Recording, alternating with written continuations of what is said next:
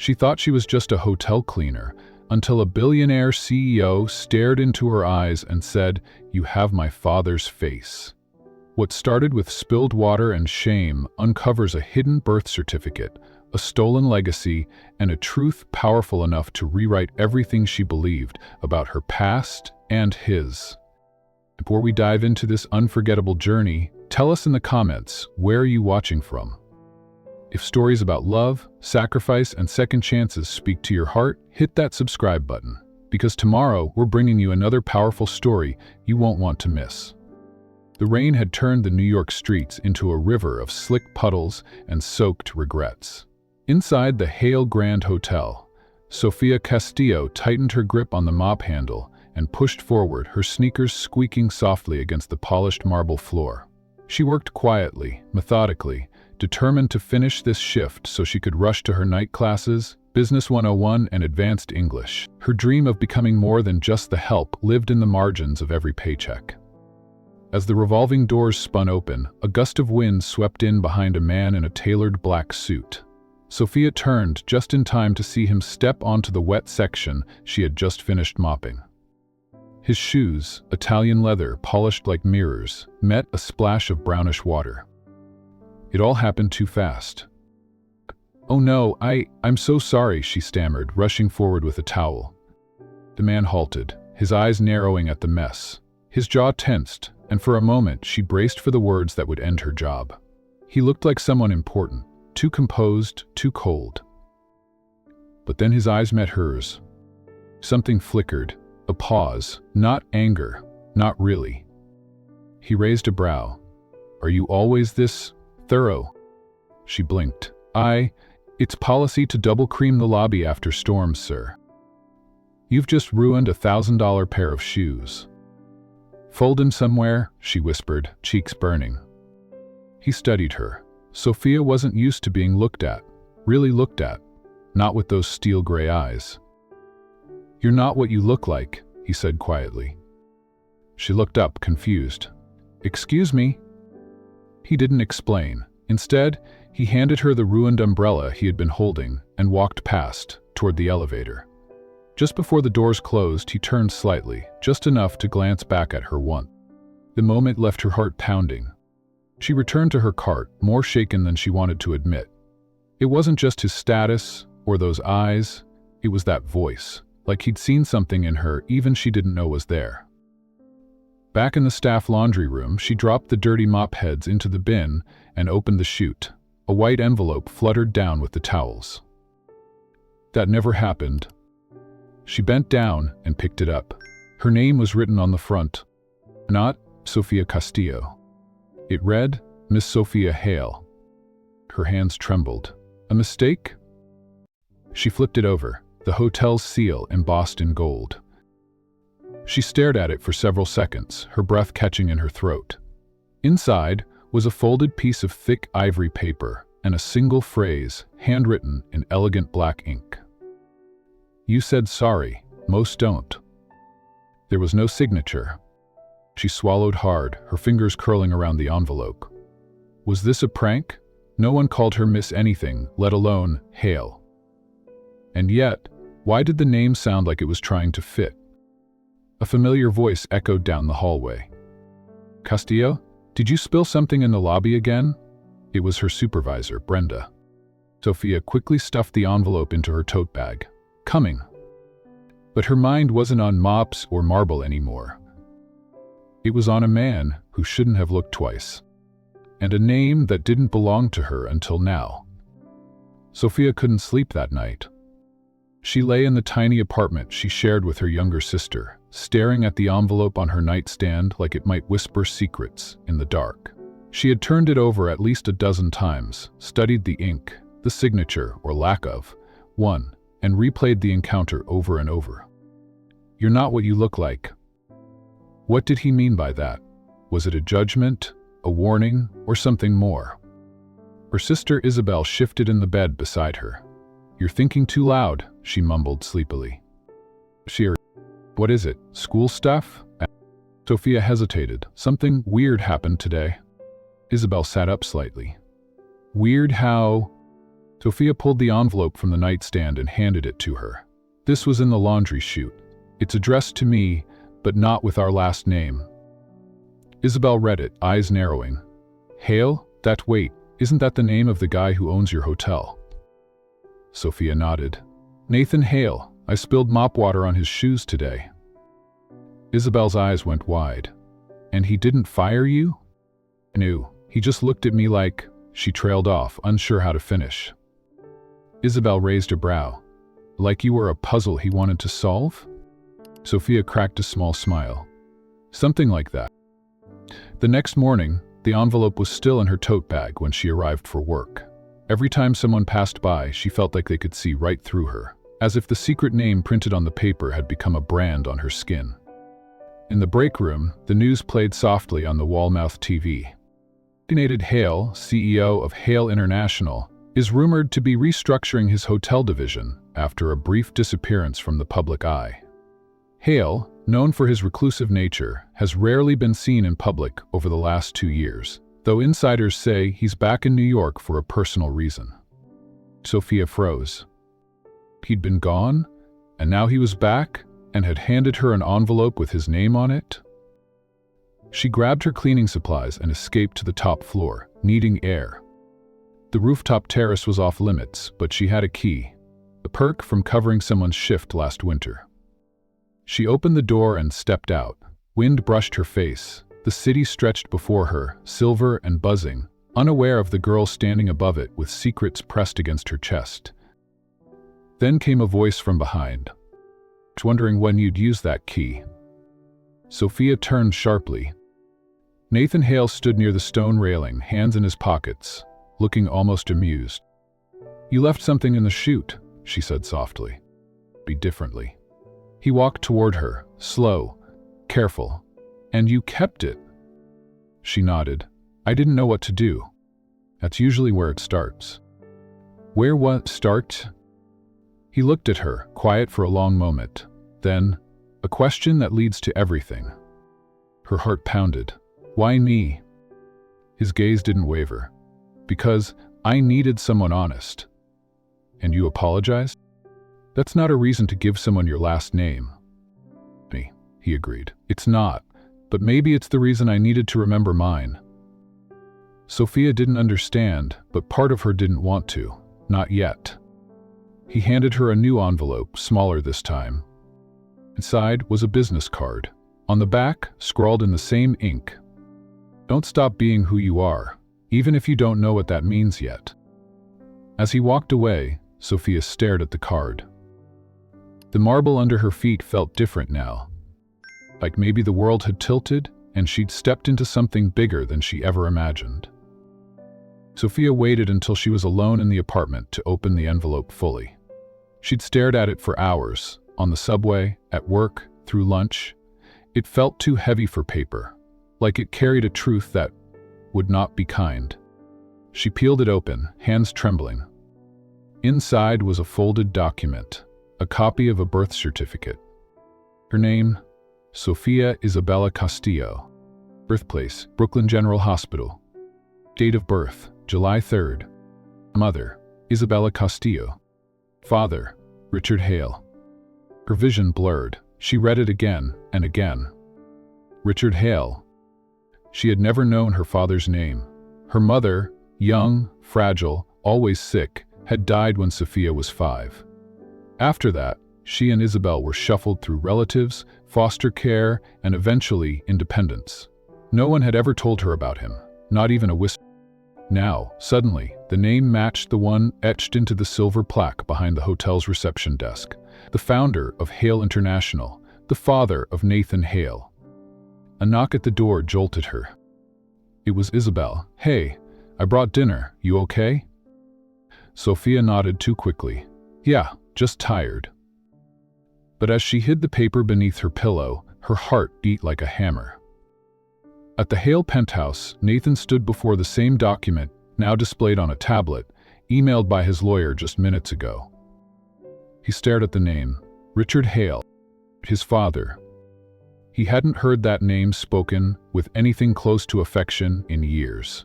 His father had been cold, distant, obsessed with empire and image, a man who preached legacy and punished emotion. And yet, he had a secret. A child no one knew about. Sofia, the girl who'd looked at him with fire in her eyes after splashing mop water on his shoes, who'd apologized not because she feared him, but because she respected the moment. The girl who made something inside him uncoil after years of numb silence. Nathan poured a glass of whiskey but didn't drink it. Instead, he walked to the window and stared down at the city. Somewhere in those lights was a sister he never knew he had. He made a call. Make sure she's on the night shift tomorrow and assign her to the penthouse level. I want to see what she does when no one's watching. The next evening, Sofia stood outside one of the VIP suites, checking her cart twice. She didn't know why she'd been given this assignment. It was usually reserved for the most senior staff, but she was determined to do her best. Inside, a guest was already complaining, loud, demanding, and insistent on free perks. Champagne, the imported kind, and caviar. Or, I'll make sure your manager hears about this. Sofia maintained her calm. I'm sorry, sir, that's not part of your current package. He slipped a crisp $100.00 bill onto the tray. Make it happen. No one has to know. Sofia didn't move. She stared at the bill, then at the man. I'm afraid I can't accept that, but I'd be happy to notify management about your request. The man scoffed, snatched the bill back, and muttered under his breath as she left. From the end of the hallway, Nathan watched. His face remained expressionless, but his chest rose a little higher. Integrity, even when no one was supposed to be watching. The next morning, Sofia received a handwritten invitation slipped under her door. Rooftop lounge, 8:30 p.m. Dress warm. She nearly threw it away. But something in her wanted to know what the truth sounded like in his voice. That evening, she stepped onto the rooftop. The wind curled around her hair, and the lights of New York flickered in the distance like stars trying to speak. Nathan stood by the railing, coat buttoned, his eyes soft. I wasn't sure you'd come, he said quietly. Sofia joined him. I wasn't sure I should. He handed her a folded photo, an old black and white picture of a woman holding a baby in a hospital room. Your father wasn't a good man, he said, but he left traces. She looked at the picture, heart pounding. Why are you showing me this? She asked. He turned to her, eyes steady. Because I think you're my sister. Sofia didn't speak for several seconds. The words felt like someone had just cracked the foundation beneath her feet. Sister, she echoed, barely louder than a whisper. Nathan's expression remained unreadable, but his voice was softer than she expected. I didn't believe it at first either, but the dates, the names, the hospital records, and the birth certificate, they all line up. Sofia turned her eyes to the skyline, the glow of Manhattan flickering like a heartbeat too fast. I'd lived 23 years thinking I had no one. No past, just a mother who died young and a city that barely remembered my name. He stepped a little closer. And I've spent 34 years thinking I didn't need anyone. That legacy mattered more than connection. Her hands clenched the railing. Why me? Why now? Nathan exhaled slowly. I'm not here to drag you into some billionaire soap opera. I'm just trying to make sense of this too. I had my team look into it, but nothing about you came up in background checks. Not even a digital footprint until recently. That's because I've been invisible my whole life, she said bitterly. Working 2 jobs, sharing a room with my cousin, studying for night classes while cleaning up after people who think I don't matter. You do matter, he said firmly. Sofia turned her head to meet his eyes. Then why do I feel like a charity case right now? Nathan paused, visibly considering his words. You're not a charity case. You're a piece of a puzzle I didn't know was missing until you appeared. She blinked, caught off guard by the sincerity in his tone. I don't know what this makes us, he continued, but I'm not trying to own you. I just want to know you. To understand what kind of man my father really was, and what kind of family I have left. Sofia swallowed hard. What do you want from me? Nothing, he said, just truth. And maybe, if you want, time. The rooftop fell silent again, broken only by the sound of distant sirens and wind brushing past them. Finally, Sofia exhaled. I don't know how to process this. I don't even know what to feel. I mean, one minute I'm scrubbing floors and dodging angry guests, and the next, I'm staring at a man who says he's my brother. Nathan gave a small smile. I know it's a lot. She nodded slowly, then gave a short, shaky laugh. This city has a way of testing you, doesn't it? He raised an eyebrow. And you passed every test I threw at you. Sofia tilted her head. You were testing me? Nathan shrugged. I had to know who you were beyond the paper. So yes, I asked for you to clean the penthouse. I watched how you handled pressure. Integrity like yours, you didn't inherit it from my father. That made her smile. Drink, I guess? They stood side by side, no longer strangers, not quite siblings, but something in between, two broken halves circling something real. Nathan looked at her again. Whatever you decide, whether we keep talking or not, I just want you to know you're not invisible anymore. Sofia bit her lip, her voice catching. It's been a long time since anyone saw me. Well, he said gently, get used to it. She looked out once more, the cold city no longer quite as lonely. Then quietly, with a tentative kind of hope, she said, Okay, let's see where this goes. The sterile silence of the clinic waiting room pressed down on Sofia like a weighted blanket. She sat on the edge of the leather chair, hands fidgeting in her lap, while Nathan sat across from her, still and unreadable. His tailored suit looked out of place among the beige walls and plastic ferns. When the nurse returned, she held a plain white envelope in her hands. Her smile was professional, but not unkind. Result came back. You're a 99.8% match, half-siblings. Sofia felt the air knock out of her lungs. She blinked, looking at Nathan. His jaw tightened slightly, but he gave her a nod, confirmation, not surprise. Thank you, he said to the nurse. The door closed behind them with a quiet click. Sofia stood slowly. So it's real. Nathan looked at her, voice low. It's real.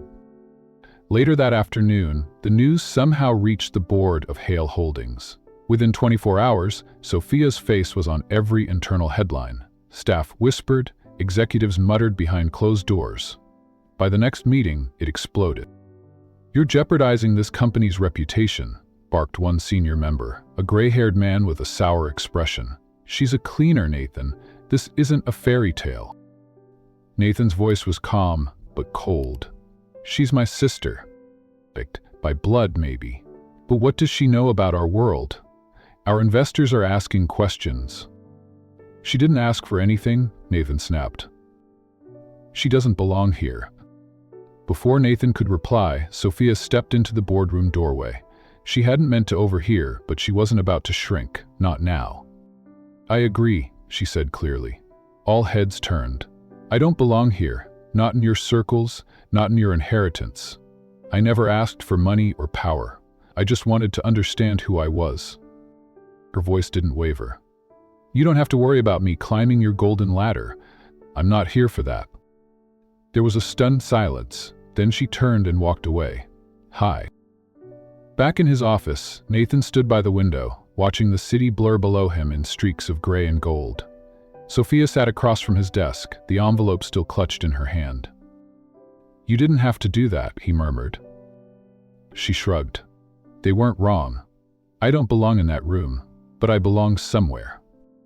Nathan turned, walked to a side drawer, and pulled out a folder. Inside, documents for a modest studio apartment near Columbia University. A prepaid lease, tuition sponsorship, living stipend. I want you to have this. Sofia shook her head, stepping back. No. It's not charity, it's family. Family doesn't try to buy each other's love, she said, voice tight. I'll accept the apartment if you let me pay rent, and if you sponsor my education, consider it a loan. Nathan's expression flickered, then softened. Deal. In the following weeks, Sofia moved into her new place.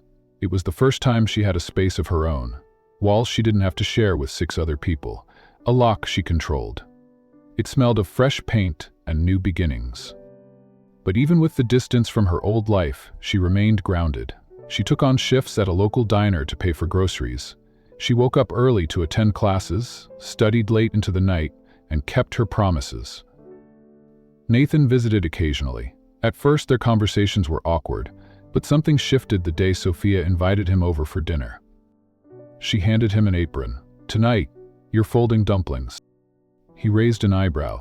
"Is that a threat or a challenge?" "Both," she smiled.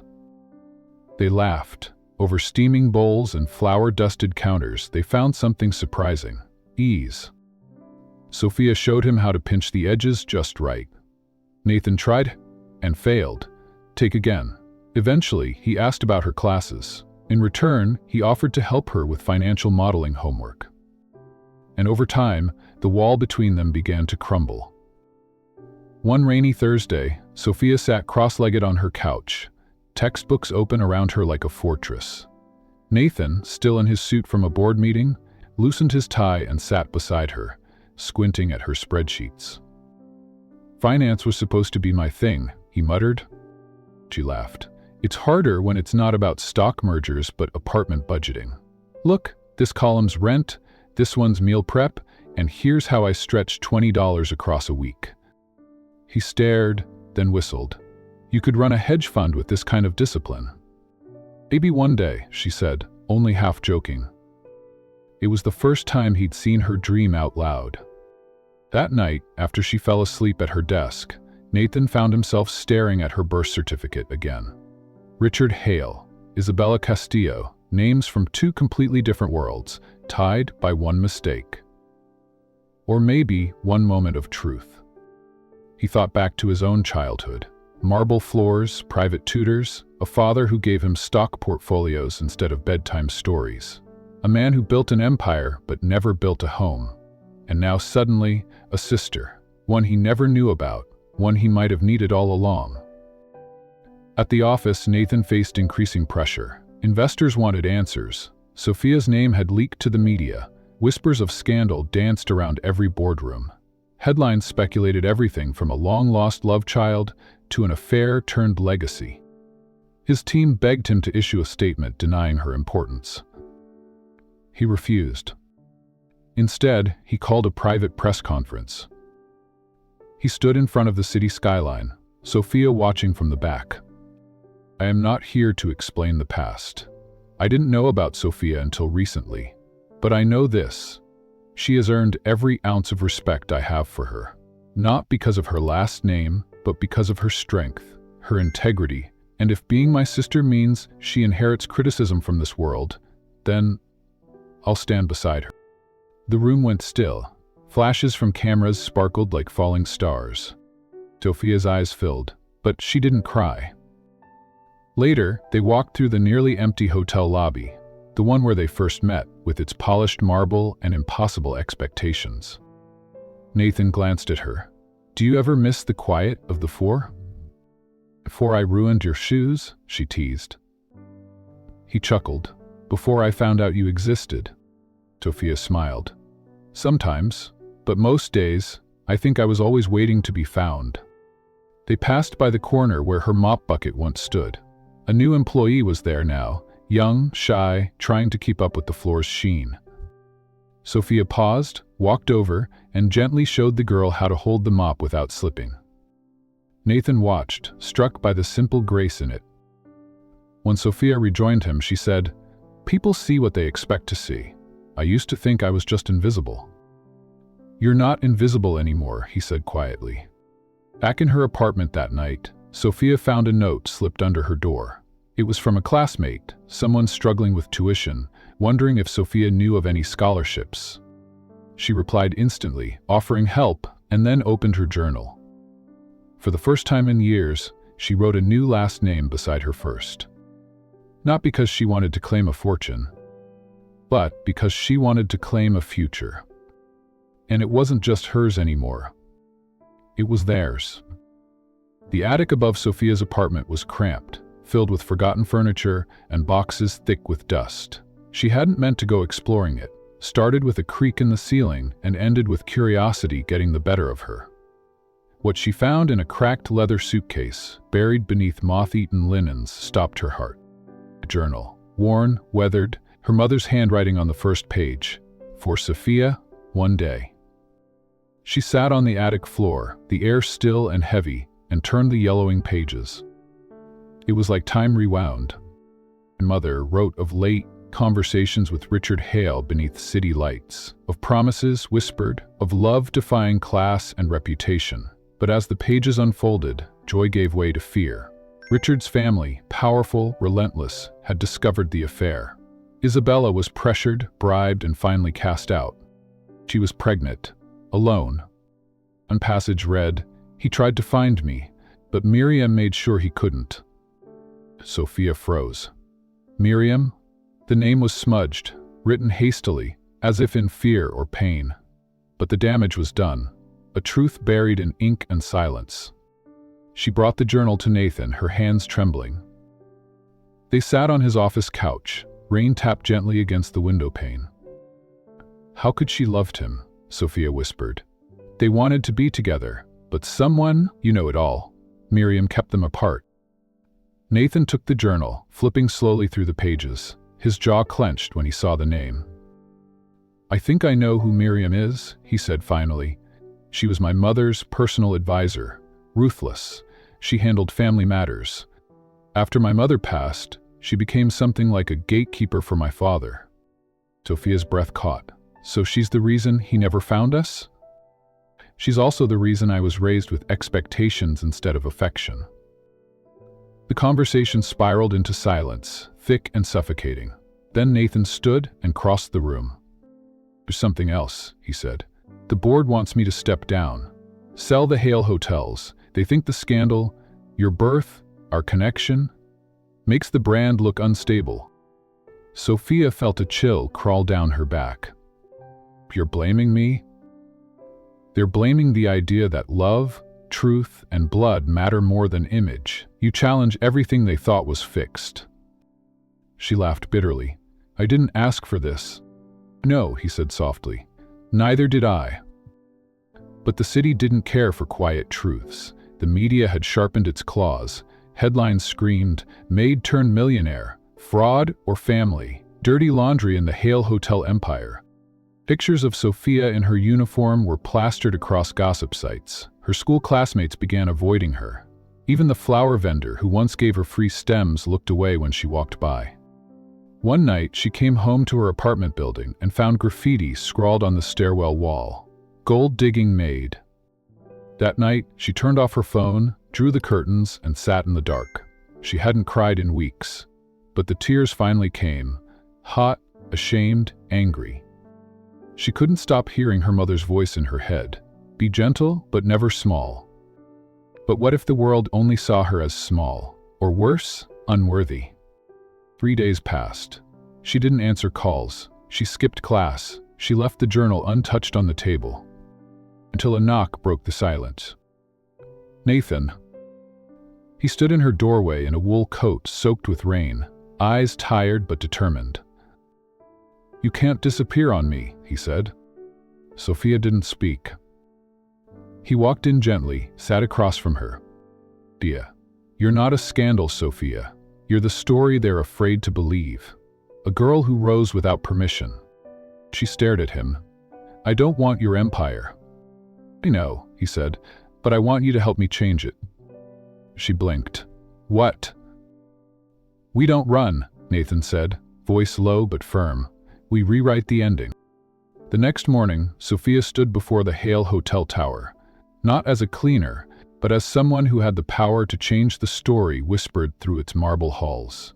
Nathan waited for her just inside the lobby, tie askew, face unreadable.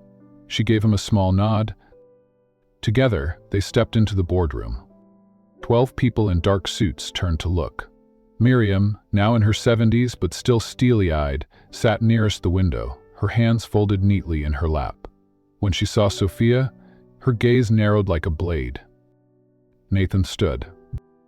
Before you all try to vote me out, he said calmly. "I'd like to introduce someone." Murmurs, eyes darted. "This is Sofia Castillo, my half-sister, Richard Hale's daughter." More murmurs, then Miriam's voice sliced through the air. "DNA doesn't make family. This girl, this maid, doesn't belong at this table." Sofia stepped forward. Her voice shook at first but found its rhythm. "I didn't ask to be born into your legacy. I scrubbed floors and washed linens in this hotel. I earned what little I had. What I didn't have was the truth. Your truth. And now I—" She pulled the journal from her bag and set it down. "It belonged to my mother. Your founder loved her. He wanted to raise me, but someone made sure that never happened." Miriam's eyes flickered. Nathan picked up the journal and opened it to the page with the name. "This is your handwriting, isn't it?" Miriam didn't answer. One of the board members finally spoke. "What's your goal, Ms. Castillo?" Sofia inhaled. "I'm not here for a seat. I'm here to make sure you stop using power to erase people like me. I won't take your money, but I will speak, and I will stand with the brother I never knew I had. Because you stood for me." Nathan added, "I'm not stepping down. If the Hale brand stands for anything, let it be truth. If you want to vote, vote, but I won't sell my soul." The vote never happened. By the end of the week, news leaked. Sofia's birth was confirmed, but instead of scandal, a surprising wave of support followed. Customers posted messages like, "Finally, a Hale with heart." About the time this hotel had real family values. The tide had turned. Sofia walked through the lobby a few days later without a uniform. Guests smiled at her. A young girl whispered to her mother, "That's her, the one from the news." She smiled. That night, she returned to her small apartment. Nathan stopped by with takeout, plans, and sweet chili sauce. They sat cross-legged on the floor. He laughed as he failed miserably at folding one. "You're hopeless," she teased. "Teach me again." She did. After dinner, she took out the journal again. She flipped to the last written page, a line she hadn't noticed before. I hope Sofia grows into a name she can be proud of, one that carries love, not shame." She closed the book slowly. Tears touched her lashes, but they didn't fall. She looked at Nathan. "I'm keeping her name, Castillo, but I'll carry yours too, not because I need it, but because you didn't throw me away." He nodded. "And you didn't run from me." They clinked their glasses, ginger ale, for now. Later that night, as Sofia watched the city lights blink from her window, she whispered, "We rewrite the ending." And for the first time in her life, she believed it. Sofia stood outside the courthouse, hands clenched at her sides, heart pounding like it might tear through her chest. News vans lined the sidewalk, their cameras trained on the entrance like hungry mouths waiting to devour her story. She wasn't a hotel maid today. She wasn't invisible. She was the daughter of Richard Hale, and the world was watching to see if that claim would hold. Inside, the courtroom was cool and sterile. A long oak bench, a stone-faced judge. Board members from Hale International sat in a tight row, flanked by expensive lawyers. Miriam sat front and center, her gaze icy, her mouth a thin, judgmental line. Sofia glanced at Nathan. He gave her a small nod. The opposing lawyer stood first. "Your Honor," he said, voice firm but polished. "We are not here to debate emotion. We are here to examine evidence. Ms. Castillo has no legal documentation proving she is Richard Hale's daughter. Only a questionable birth certificate and rumors." Sofia's lawyer stood calmly. "We have DNA confirmation, journal entries, and now, a witness." A stir moved through the courtroom. From the back, an older woman in a navy skirt suit stepped forward, silver hair pinned tight, hands shaking slightly as she took the stand. "Please state your name." "Eleanor Langley," she said. "I was Mr. Richard Hale's executive assistant for 27 years. Did you know a woman named Isabella Castillo?" Eleanor hesitated. "Yes, she worked in the guest services office. Richard loved her." A few gasps. Even one board member whispered something under his breath. "What happened?" He had a relationship, Eleanor continued. He told me he wanted to marry her, said she made him feel like he had a soul again. A tear slid down Sofia's cheek. The family. They didn't approve, especially Miriam.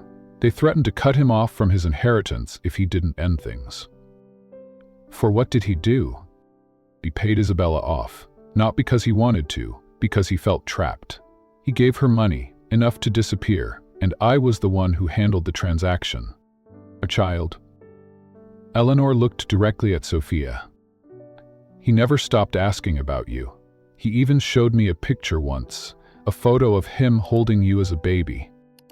The judge asked for silence. Nathan stood next. He didn't need a lawyer's permission. My father was a complicated man. Distant, cold, but sometimes. He broke, and when I was 14, I found a picture in his wallet, a baby in a pink onesie. I asked who she was. He said, someone I should have protected. That baby was Sofia. Someone from the media gallery snapped a photo. The judge didn't even scold them. Sofia sat frozen, her whole body trembling under the weight of it all. The truth had never felt so heavy. The judge cleared her throat. Given the DNA results, the sworn testimony of Mrs. Langley, and corroborating evidence, this court finds that Sofia Castillo is legally recognized as the biological daughter of Richard Hale. Miriam's face turned pale. The gavel came down. Outside, microphones were thrust toward her face. Voices blurred into each other. What do you feel, Sofia? A fool. What will you do with your inheritance? Did you plan all this? But all Sofia could think about was one question, one that would never be answered. Don't you fight for me? The hotel penthouse was silent that night. Nathan poured 2 cups of tea and brought one to Sofia, who sat by the wide glass window, staring out at the glittering skyline. The court had ruled in her favor. The world now knew she was Richard Hale's daughter. But it didn't feel like victory. I thought I'd feel better feelings, she whispered. Relief, closure, maybe even pride. Nathan set the tea beside her. And what do you feel? He didn't speak, just lowered himself beside her, their shoulders brushing. And a voice cries, she said softly, voice cracking. Why he left. Why he let me grow up without knowing. Why he made me think I wasn't wanted. Nathan looked down at his hands. He failed both of us, in different ways. Here. I didn't want his money, Sofia continued. I just wanted the truth, and now that I have it, it's not enough. Because he's gone, and I'll never get to hear him say, I'm sorry. Or even, you mattered? Her tears came then, quiet and unrelenting. Nathan gently placed an arm around her. I used to think love was weakness, he murmured, that caring meant vulnerability. But then you walked into my lobby with that mop and fire in your eyes, and suddenly, I realized how wrong I'd been. She let her head fall against his shoulder. I was supposed to be the powerful one, he said, half laughing. But you're the one who held your ground in front of cameras, in front of judges, even in front of Miriam. Still hates me. She hates anything she can't control, he said. Sofia sat up. You think she'll come back? She'll try, but she won't win. He looked at her, a trace of warmth in his voice. Not while I have you in my corner. She gave him a faint smile. You really believe that? The following week, Hale International's board called a press conference. Cameras lined the stage. Nathan stood beside Sofia, his expression calm but resolute. I have only one statement, he said. Blood doesn't lie, and neither does character. Sofia Castillo Hale is my sister, and she earned her place not through birthright, but by never selling her soul when the world gave her every reason to. The media exploded with headlines. Billionaire brother defends maid turned heir. Truth behind Hale legacy revealed. But Sofia kept away from the noise. Instead, she spent her time in the staff kitchen with old co-workers, learning new recipes, and sometimes alone in the quiet of her new apartment, reading the pages of her mother's journal again. One morning, as sunlight streamed across her windowsill, she turned to a page she hadn't noticed before. It was dated 2 days before her mother's death. Daughter will grow up not knowing her father's name, but I pray one day someone will look at her and say, "You belong." Sofia touched the ink, eyes misting. That evening, she and Nathan sat on the rooftop lounge again, the same place where he'd first told her they might be family. "Do you still think this isn't a fairy tale?" she asked, nudging him. He chuckled. "It's messier than a fairy tale." "Real," he nodded, "and somehow, still beautiful." She looked out at the city again. "We rewrite the ending, right?" Nathan said. "We write a new beginning." And this time, neither of them looked back. It was just after sunrise when Nathan led Sofia through a quiet service corridor at the base of the hotel. The staff rarely used this entrance, and she assumed it was for maintenance, until he stopped at a heavy metal door covered in dust and rust. He reached for a key she hadn't seen him use before. "You ready?" he asked. "What?" Instead of answering, he turned the key and pushed open the door. Beyond it was a forgotten courtyard, stone walls half covered in ivy, cracked brick paths swallowed by moss, and a dry fountain standing in the center, silent and empty. The space smelled of earth and old time. Sofia stepped through slowly, mouth parting in awe. "What is this place?" "Abandoned rooftop garden," Nathan said. "Used to be a private terrace for the original owners before the last renovation. No one's touched it in years." She turned in a slow circle. The light poured through broken skylight panels above, casting a soft glow on the overgrowth. Wild roses bloomed among weeds. Vines stretched lazily up rusted trellises. "Beautiful," she whispered.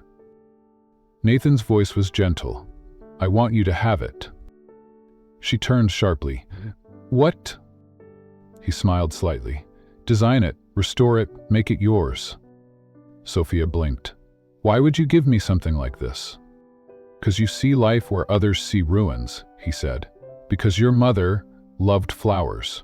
Because maybe this space, like us, was never meant to be forgotten." Her eyes burned. She didn't have words, only gratitude she could barely hold inside. That week, she began to transform it. Each morning before her shifts, she came with gloves, a trowel, and a notebook. She traced the old paths with chalk and outlined flower beds with string. Guests and staff began to whisper. She planted white lilies in a crescent by the wall, her mother's favorite, a symbol of purity and grief.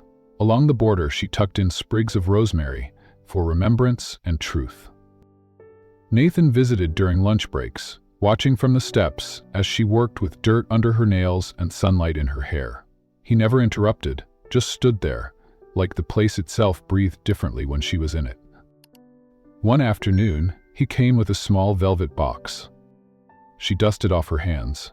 "You brought me jewelry now?" "Just jewelry," he said, "something that belonged to her." He placed the box in her palm. Inside was a delicate silver locket, oval-shaped, worn at the edges but clearly treasured. Sofia gasped. "This was hers?" He nodded. "I found it in one of the old safes the board never cleared out. Thought it was time it found its way home." Her fingers trembled as she opened it. Inside was a tiny folded note, yellowed with time. Her heart paused. She carefully unfolded it, the paper almost fragile from age. Scrawled in her mother's handwriting were 7 words. "My daughter, if she ever returns." Her throat tightened. Nathan said nothing. She read the next line aloud, voice cracking with emotion. "You were never unwanted, only hidden." Tears slid silently down her cheeks. She didn't need a public speech or a court ruling.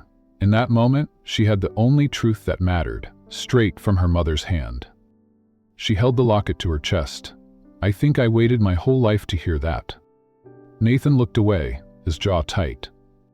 Sofia framed the note that evening, hung it above her desk in the tiny apartment. It wasn't just a message. It was an anchor. For the first time in years, she slept through the night. The next morning, Sofia arrived at the courtyard just as the dew began to lift from the petals. The air was still cool, and the city hadn't yet stirred to life. She placed a small ceramic bench beneath the archway she'd cleaned. then sat in silence, letting the scent of lilies wash over her. Nathan arrived a few minutes later, coffee in hand. "Still haven't figured out how you make this place feel sacred." She smiled softly. "It's not me, it's what's been waiting underneath all this time." He looked at the rosemary along the path. "Remembrance and truth?" Sofia nodded. "I wanted it to mean something. I didn't want it to be just flowers. I wanted it to be memory, a place that holds pieces of who we lost." Nathan sat beside her. "You did more than design this space. You gave our history roots." Sofia turned her face toward the sky. "I think, maybe, that's what I was always searching for, a place to bury the pain and grow something from it." He handed her a folded piece of paper. "Thought you might want to see this." She opened it carefully. A photo. Her mother, young, vibrant, standing beside Richard Hale. They were smiling, genuinely smiling. Sofia stared at it. "She was beautiful." "Was brave," Nathan said. "She raised you alone, gave you the best she could with nothing." "More than that," Sofia whispered. "She gave me the strength to keep going, even when I didn't know where I came from." Nathan nodded slowly. "And now, you know."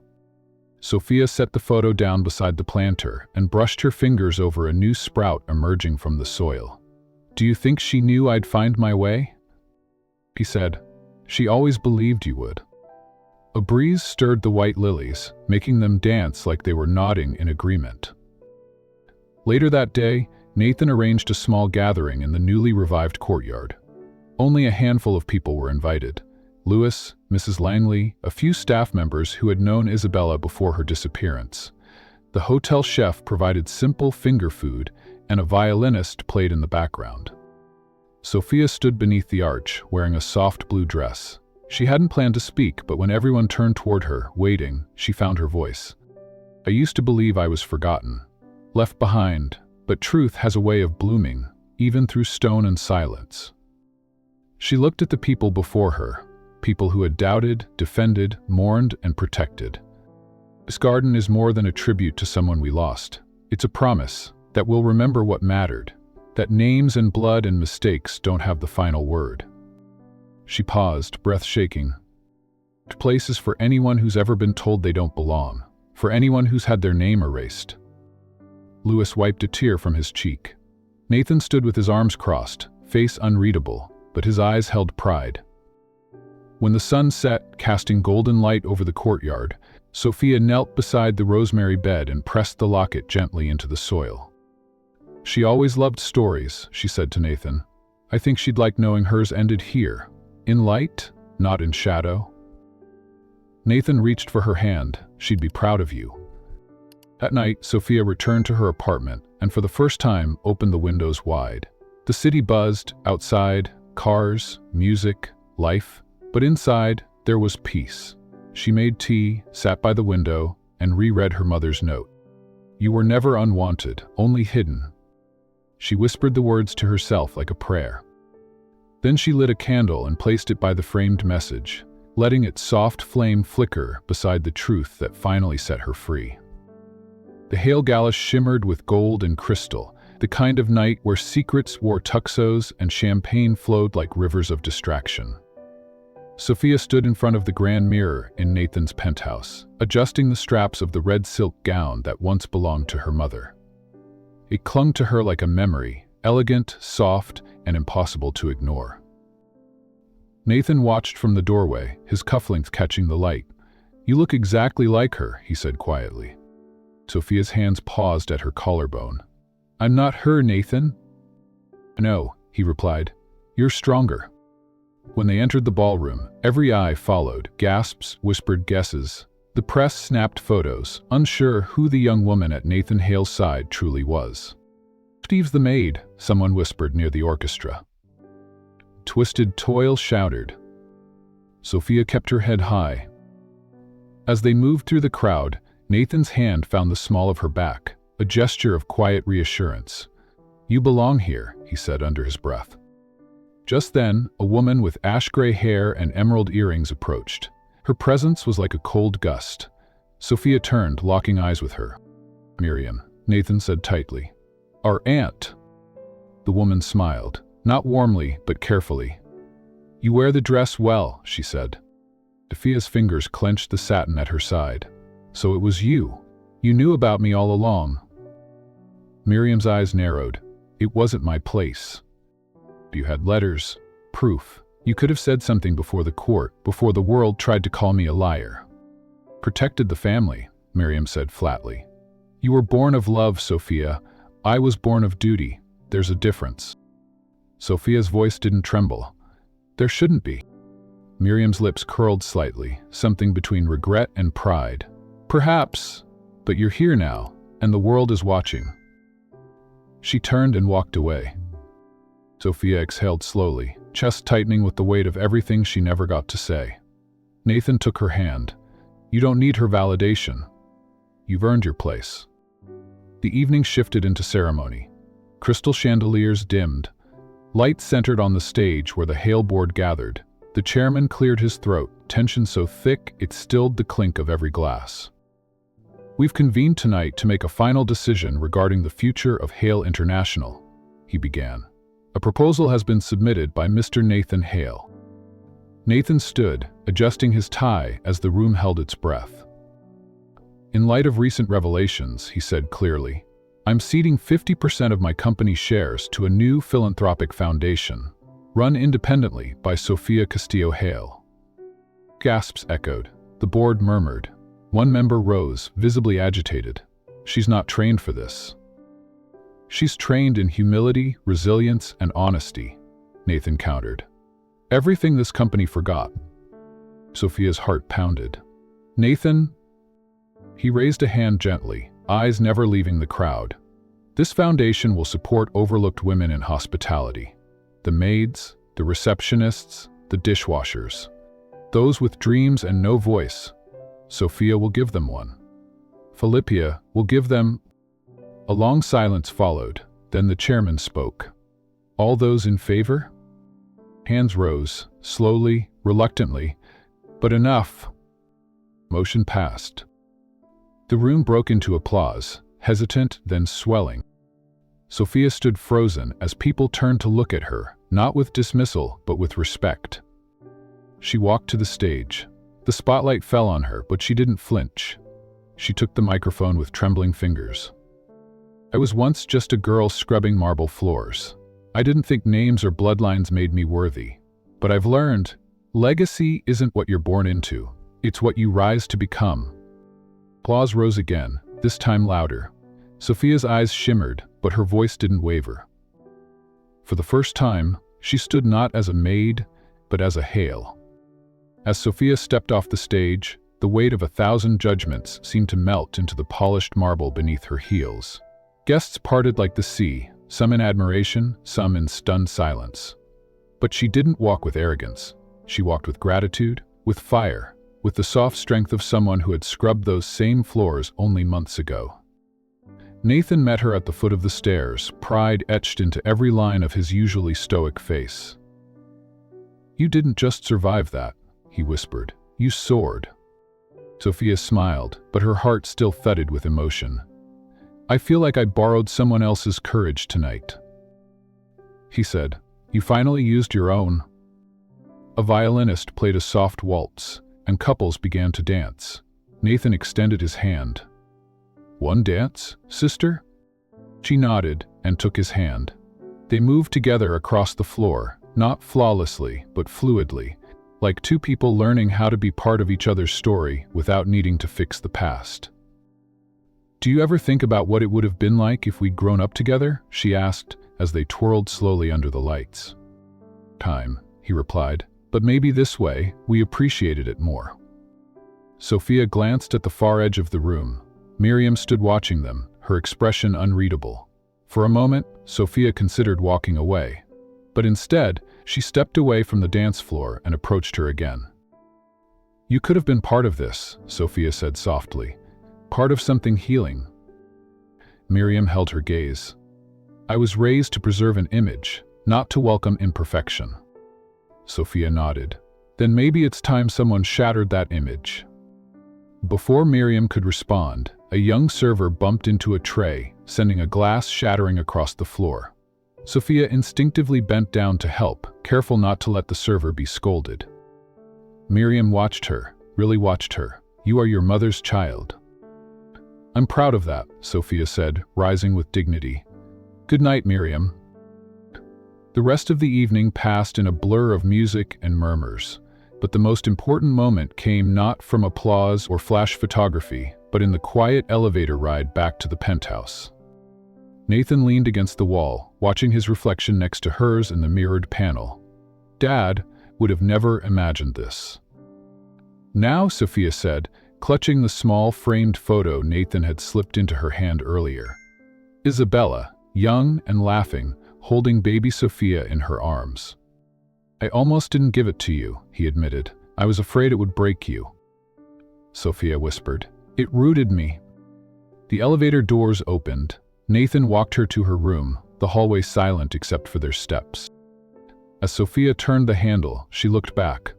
"Thank you for believing in me before I did." He gave a soft smile. "You reminded me who I used to be before I let power rewrite me." She stepped inside, the red dress catching the moonlight from the window. On her nightstand was a velvet box. Curious, she opened it. Inside was a necklace, a silver pendant shaped like an open door. A note lay beneath it, in Nathan's handwriting. "A girl who opened one and never looked back." Sofia held it in her hand, heart full. For years, she had been the invisible one, the overlooked one. But tonight, she wasn't just seen, she was celebrated. Not for who her father was, or whose name she bore, but for the light she refused to dim. Outside, the city glowed.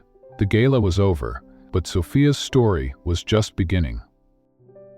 And this time, she'd write it as Sofia Castillo Hale. Woman by fire, sister by choice, woman by fire. 3 years later, the lecture hall buzzed with quiet chatter and the shuffle of notebooks as students settled into their seats. At the front, Sofia Castillo Hale adjusted her blazer and smiled at the sea of young faces before her. Gone were the utility carts and bleach-scented mops. In their place were whiteboards, business cases, and questions that mattered. She wrote one word in bold across the board: integrity. "Business is numbers, yes," she began, voice warm and steady, "but without integrity, it's just manipulation." A student in the back raised a hand. "Professor Hale, have you ever had to choose between truth and survival?" The question hung there, raw, unfiltered. Sofia's eyes softened. "Yes, and I almost chose silent, but someone reminded me that surviving isn't the same as living with honor." She didn't mention Nathan by name or the trials that had led her to this life, but in her tone, in the steadiness of her gaze, you could sense a woman who had faced a storm and walked out of it whole. After class, she returned to her modest office. A small photograph sat on her desk. Her mother, Isabella, in that same red dress Sofia had worn at the gala. Framed beside it, the locket and folded note she'd once found. Her roots. A knock on the door. Nathan stood there, taller somehow than memory, a little less stiff in posture, dressed not in corporate gray, but in soft linen, relaxed and... "You're not in a boardroom," she teased. "I resigned," he said, stepping in. "I booked a flight to Kyoto, then Istanbul, then maybe Patagonia." Sofia blinked. "You? On vacation? This must be the end of the world." He chuckled. "Maybe just the beginning of mine." They sat across from each other, familiar and quiet. "You were right," Nathan said. "The company's safe without me.